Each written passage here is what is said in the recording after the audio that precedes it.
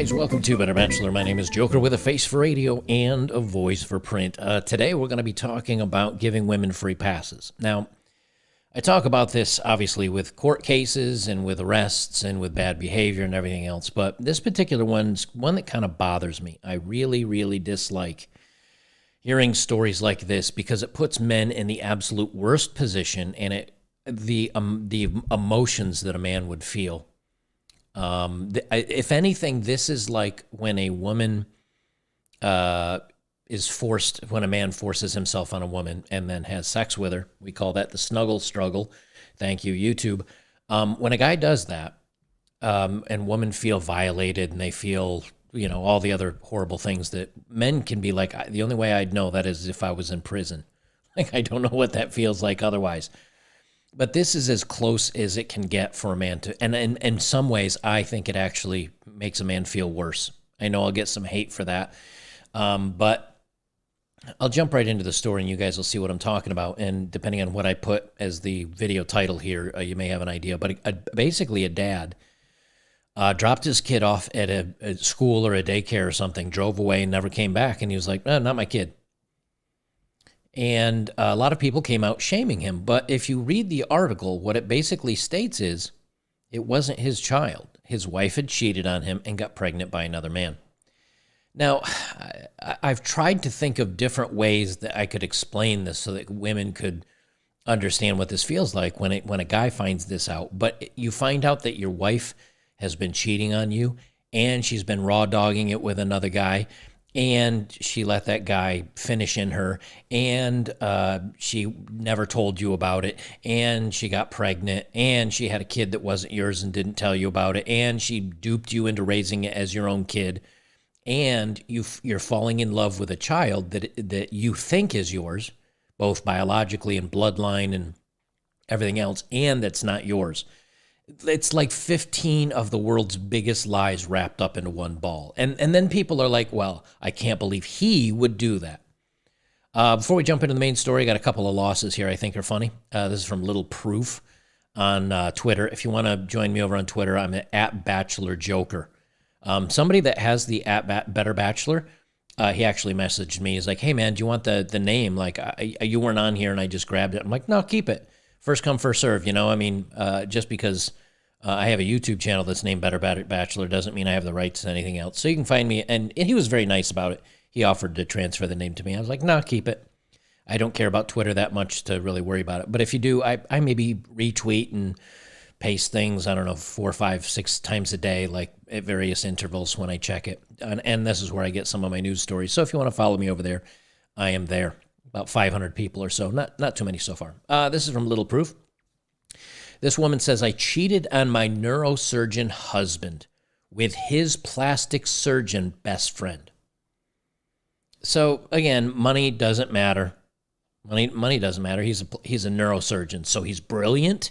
He's well educated. He's got money. He's successful. Doesn't matter. She cheated on him anyway. He found out and we separated. He moved to Seattle, and a few months later, I followed him and got a job at the same hospital he worked at. Okay, that's just creepy. Only for him to choose a medical intern over me. And this is in response to the original question. This is a safe space, ladies. Tell us about the time you did everything and he still didn't choose you. She's like, I did everything for him. I relocated to Seattle. I tried to work where he worked. I slept with his best friend. And she's shocked that he didn't come back around to her. Made for the streets, man. In honor of National LGHD TV, National Education Association considers replacing the term mother with birthing parent in the name of LGHD TV inclusion. There you go, ladies. You're out. You're no longer mothers. Congratulations. You voted for it. I don't feel sorry for you. This is on you.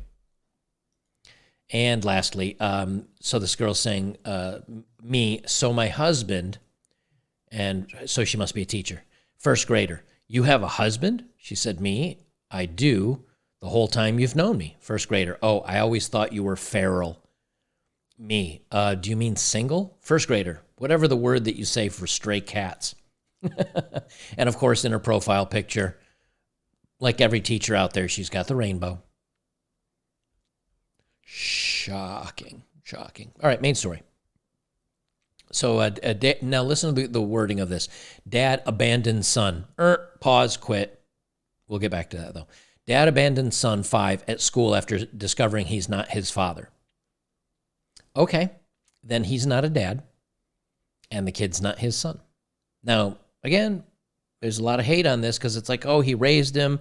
And again, what if a woman had a man violate her against her will, sleep with her, impregnate her, and then the society says, no, you need to keep that and raise that kid as your own?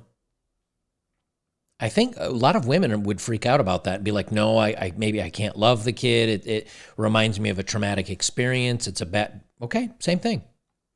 And I know this is controversial, but look, women just they do not and cannot understand how many the kid now reminds him of a wife cheating. The kid reminds him of her getting raw dogged and nutted in by a stranger. It's lies. It's the feeling that he's procreated and he's got his own child. All this excitement and everything is gone in a heartbeat. A man in China reportedly refused to care for his son. They keep calling him his son. You see what I'm saying? After discovering he's not actually the biological offspring and left him at preschool. The 5-year-old, who's being identified under the pseudonym Zhao Rui, was abandoned last week. Listen to the words that they're using. Abandoned last week by his father, who dropped him off for school per usual but failed to return to collect him in the evening, according to local reports. Zhao had a backpack with him containing only a change of clothes and a mobile phone, reported the Jiangxi Morning Daily versus South China Morning Post. The boy's teacher, whom publications referred to by his surname, Chen, reportedly tried to contact his father. He spoke to Chen and refused to pick up the child, stating that he wasn't the boy's biological father, according to the paternity test, and that Zhao was now the school's problem. Chen visited Zhao's home later and found it to be empty, and his mother's whereabouts were unknown. Local reports say they contacted police, who made contact with Zhao's grandfather and uncle, but they also allegedly refused to pick the boy up.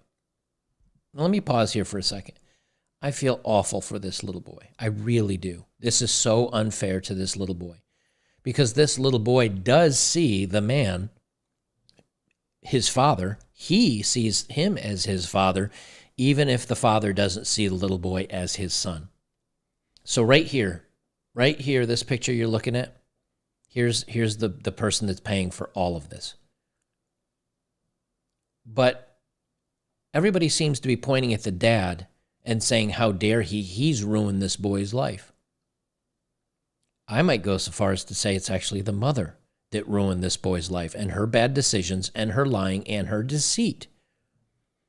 But everybody seems to focus in on the immediate present instance, which is the father dropping him off and never coming back. And again, as a man, if this happened to me, I would keep the little boy. I would, because I'm adopted. So, like, my parents picked me, and I don't biologically belong to either one of them, so that doesn't really matter to me. But again, it's the lies and the betrayal and everything. But right here, it's not really the man. It's not really, it's certainly not the mother. Right here is the person that is paying for his mother's infidelity. But you notice up here, they say the mother, her whereabouts were unknown. What kind of mother is that? Or she's not even in the little boy's life. They say Now Nanning radio and television station reported that the youngster was expected to be picked up by his biological mother this week. Users on Chinese microblogging site Weibo were outraged by the news, expressing their concern for the boy and anger for his father on the platform. Look at his innocent back. It's really poignant. Other people's children are pampered like babies, but he has to face the cruelty of an adult world, another user commented. And again, it's very easy to look at the immediate situation and say that dad is a jerk. But he's not dad. I mean, in his mind. And again, this is very controversial, but you know, if you're a person who's raising what you think is your own, when this man looks at this little boy, I'm sure he sees a little boy that he loves and he cares for very much, that isn't his, and this is the result of infidelity, and some other guy get raw dogging his wife, and dropping delivery packages in her until she has another kid. This guy represents a very huge emotional struggle for the man. I'm of mixed mind. I'd love to hear what you guys think about this below, but let's see how social media reacts. So a couple, I'm just going to read the replies, not the names here. Think about the child. The guy just leaves. A man would never have done it. But it's the woman that caused the problem, but they're blaming him. Someone else says he raised him for 5 years like his own. That's not only his child, but even if they don't see it that way, it's even more heartbreaking for that kid. They saw you as the father, and now they've lost all of that. If anyone should be punished, it should be the mother. And that's kind of my point, is like the boy is getting punished by the father and the mother, but the man was punished by the mother. This whole problem, and this is always one of the big things that I think people need to do in society today, is we're very much a reactive, like we react emotionally, or we react to things that are in our faces immediately. That's what gets us in the problem where we are today. That's why gas prices are high and all the other stuff, right? Because we look at what's right in front of us. But you need to start looking backwards in time and find the origination of the problem and then fix that. You know, we complain a lot about men, a disproportionate amount of men end up in prison, a disproportionate of Latino or Black Americans ending up in prison. Okay, why? Well, crime statistics state that. Why? Well, family breakdown. Why? Well, men are not in the homes. Why? And we need to keep working backwards until you get to the beginning and you can say, okay, according to these statistics, it looks like this happens, all these different things happen. It's the same thing when you talk about violent incidents with young men going into high school and doing a little pew-pew, bang-bang, right? If you look at those kids, most are raised without fathers. Most kids in prison raised without fathers. Most kids that suffer from, I don't know, a lot of different medical issues, no fathers. There's a lot of no fathers in people that are causing problems in the world. And if that's a problem that's leading to certain races or certain demographics or certain, whether it's poor or rich or whatever, I'd be really interested to see in a lot of these people that go out rioting every summer. I'd like to see their statistics on their fathers. I really would. Because there you have, many cases, college-educated, Caucasian, white, kids going out and causing a lot of problems. And they're the complete opposite of many of the other people that commit crimes, various groups. And usually it's a poor versus well-to-do kind of thing. But here you've got a bunch of well-to-dos that are going out causing a lot of damage and a lot of problems. But all of these, if you really break it all down, very rarely, if ever, and this is my opinion, I'm not a statistical guy in this, very, very rarely does it fall into this particular group of people. Unless you're talking about lack of a father in the home, lack of strong upbringing, lack of a positive male role model. Then, now we're talking about something. But I have to agree with this guy. Someone else says crass, probably a single mother. Someone else says left him in a safe place, some poor precious boy. Thus begins the vicious cycle. Okay. The vicious cycle of what? Abandoning the kid?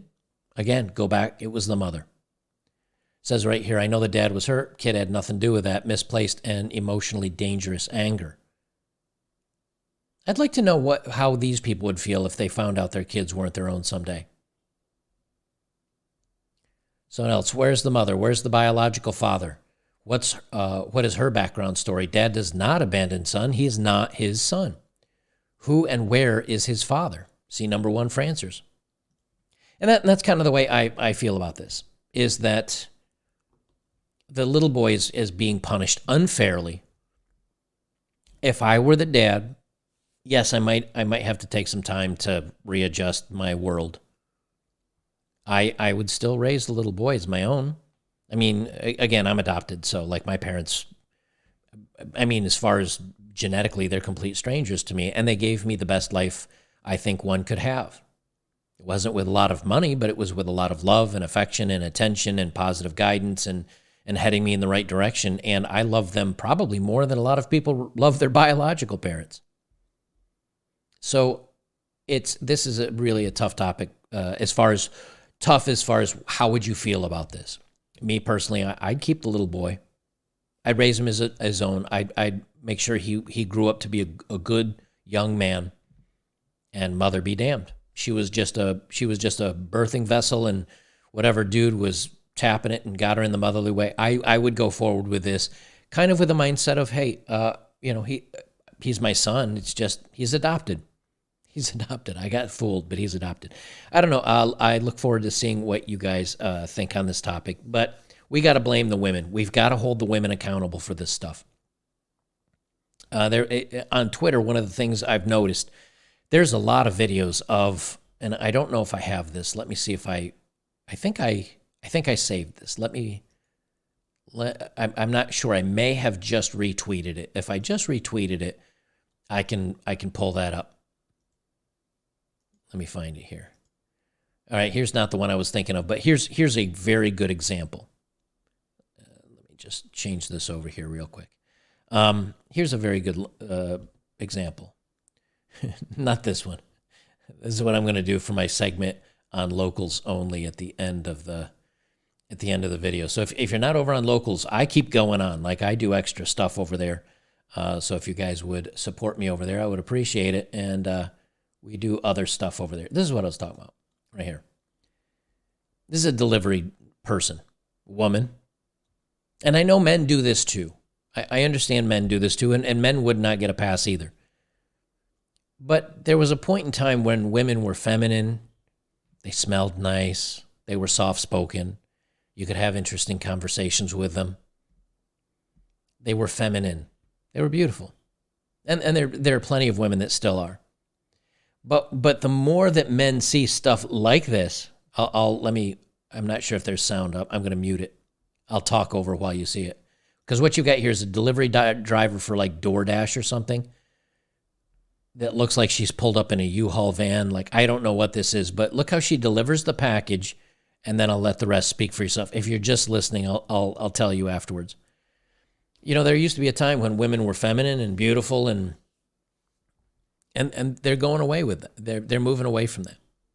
They're moving to a time where women are becoming crass and masculine and undesirable and unwanted. And as men, we're not interested in women anymore. We're losing. I'm sorry, I'm pausing because I'm watching this video.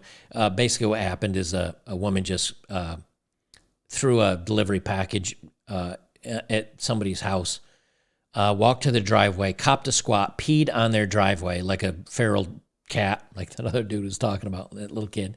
And then she gets back in the vehicle and drives off. Like, she just is like, I have to use the bathroom. It's kind of a quiet rural town. I'm just going to pee on the driveway like a friggin' animal. You know what? I was gonna do this segment. Hold on. Now I'm changing my mind. Maybe I'll just add this in. Wrong one. Sorry. I have these all in different windows, so I have to. This is another topic I'm going to be talking over on my other channel today or tomorrow on one of those. Is it this one? Yeah, right here. Okay. So this is a story that they're doing in the New York Post. New York Post used to be a good newspaper. It's kind of turning into a trash rag now. They must be desperate for money or clicks or something. But this is a fail in either one or two ways. And this kind of ties in with holding women accountable. She says, I'm a plus-size teacher. My students beg me not to eat them. Now, obviously, that's a clickbait headline. But when you read down through these comments, either one of two things. Yes, kids say some pretty crazy things. But I was reading through this, and I'm like, I don't know if I believe this stuff. Like, I don't know if I believe these comments. Because one of the kids says, you have, like, she doesn't shave her legs, so somebody says you have prickles on your legs. It looks like the grass outside their apartment building. Another says, please don't eat me for lunch. There was one in here that made me start to, oh, right here. Other comments from the children have said to her to include, your arm feels like a stress ball and you're the prettiest girl in the world. Yeah, okay. But her arm feels like a stress ball. How do kids know what stress balls are? There's just a couple of them in here. I'm like, I don't know if I believe her or not. And if it's true, if these statements are true, why are you having a child feel your arm? Why is a child in classroom touching you? I was in school.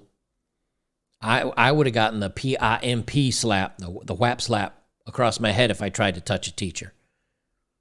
We called them by Mrs. whatever or Mr. whatever. No first names. We weren't friends. We weren't buddies. We weren't pals. You needed to respect your teachers. But the problem is with women the way they are today, they're not earning any respect. They're not respectful. And again, I'm not saying all frickin' women because I get tired of hearing about that. But a large number of women are not earning respect. They are not desirable or feminine or pretty or loyal or whatever. They're not good people. And there's a lot of guys that are like that too. I'm sure of it. But when you've got women that are out there that are peeing in driveways, and then you got this lady that's, I think, just virtue signaling, trying to get attention, pay attention to me. And when they can't get it from the adults, when the women can't get it from adults because adults are like, I do not respect you. You are a horrible, crazy, purple-haired, overweight narcissist. Like, I do not respect you. When they can't get the respect from their peers, they turn to children to get their respect. And that's where you have all these TikTok videos of women crying because they came out and they told their kids that they're in the LGHD TV community, and her kids were so proud and they clapped for them. And you see them, my kids finally accept me. They're not your kids, first of all. Number two, why do you care? Number three, hey, do you remember when school used to actually, I don't know, teach you things other than all this craziness? Like they actually used to teach you math. They used to teach you science. And it's because these wackadoos are now wanting attention and valid. And this is the snowflake generation. This is the everybody gets a trophy for showing up generation. Everybody wants a trophy. Well, I'm a teacher. I'm a good teacher. I deserve trophies. And when they don't get that attention, they start doing stuff like this. And men see it. They start having indiscriminate relationships with other men and getting pregnant by other men and then telling the poor husband it's his kid. They don't care because they don't respect themselves. They don't respect their husband. They don't respect their future kids, their eventual kid's future. This guy, what he did was wrong. He should have kept the kid in his life because that's unfair to that child. After 5 years, I couldn't do that to a kid, but I understand the dad's position. And if you want to know who to blame it on the mother. Blame it on society, saying women, hey, you don't have to take any accountability for your actions. It's the patriarchy. It's men bad. It's always men. You can do whatever you want. You're just a wonderful person, and no one can blame you for any of your craziness. And you know what you're going to get? You're going to get a bunch of crazy women. If you don't hold people accountable, you're going to get crazies. And unfortunately, that's even occurred in my personal life. I've got 2 nephews. And my sister and her husband divorced. And then it became a competition of who could buy the most for the boys to prove that they loved them the most. And the boys got spoiled. And the boys were never corrected for anything, and they got told whatever they wanted. And now both of them are in jail on different but similar related charges of fighting the cops, not listening to authority, being harmful to people, dealing in illicit substances. This is my family. Like one step removed, like my sister's kids. That's how close it is. It doesn't matter your background. And you know what it was? Dad was not in the picture. It was mom spoiling him and dad sending stuff every once in a while. I mean, I've seen it happen firsthand. So we need to hold women accountable now. We need to stop giving women passes. If you're a bad actor or actress, if you're a bad actress, if you're a bad person, and you do bad things, you got to be held accountable. You got to be called out on it. And if we don't, we're going to keep getting women that do this stuff. So, guys, if you're here on YouTube, join me over on betterbachelor.locals.com. I'm going to be doing more stuff over there. I've been so super busy with my land, and I've got, I don't think this has my, yeah, but I've got preliminary drawings here. It's kind of what I'm looking at for my little cabin here.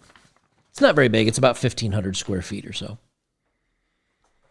I might put a basement studio in there or something, but I'm working through all that stuff and doing land stuff, and it's been very exciting, very fun, but it keeps me busy, so I'm not putting out quite as much content. But in that vein, make sure to go to my channel, my YouTube channel or Locals channel, to look for new content, because, man, I've heard it now from several of the content creators I listen to, and I tested it, and the channels that I subscribe to, I opened on, I don't go to YouTube, I don't use the YouTube webpage. I usually, while I'm sitting here working, I just pull up my phone and prop it over here so I can watch it and listen to it. And you know what it is now when I scroll Facebook's main page? New short. I don't watch shorts. Ad. Content creator I've never heard of before but has a lot of views, so it's recommended to me. Ad.